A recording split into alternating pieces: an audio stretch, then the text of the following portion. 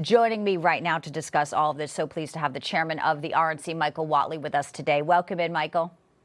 It's good to be with you, Bianca. It's so great to have you. You know, it's somewhat curious that Harris would go to the U.S.-Mexico border Friday. Arizona, we know there's been a disastrous and deadly policy when it comes to the border.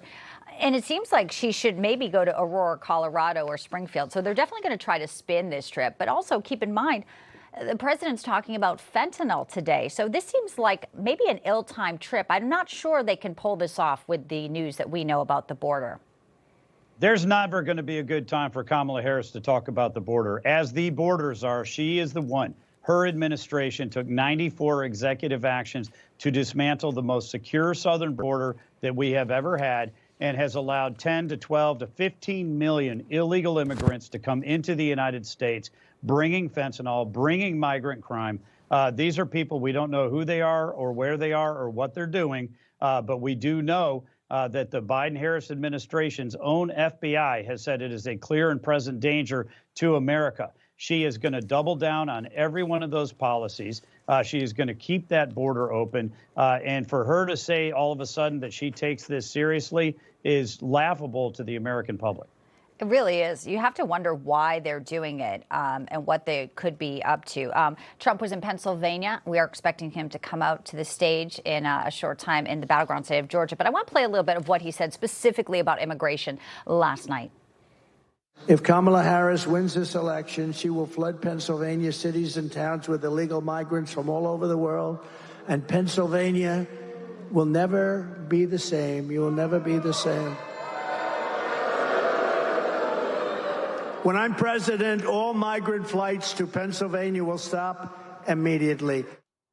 All right, so let's just flash back from the vault what Harris did say about never going to the border or not going to Europe as well. We've been to the border. So this whole thing about the border, we've been to the border. We've been to the border. You haven't been to the border. And I haven't been to Europe. And I mean, I don't understand the point that you're making. So, Michael, whether it be immigration or whether it be the economy, which Trump also spoke about yesterday and will hit pretty hard today, those are policy issues that independent voters in latest polls seem to prefer his policies over Kamala. Obviously, they're going to try to play catch up with the economic policy she says she's going to unveil this week. These are definitely topics that American people prefer Trump over, and her campaign seems to be really struggling and maybe not able to recover on this. On every issue that the voters really, truly care about, Kamala Harris has shown time and time and time again she is not ready for prime time.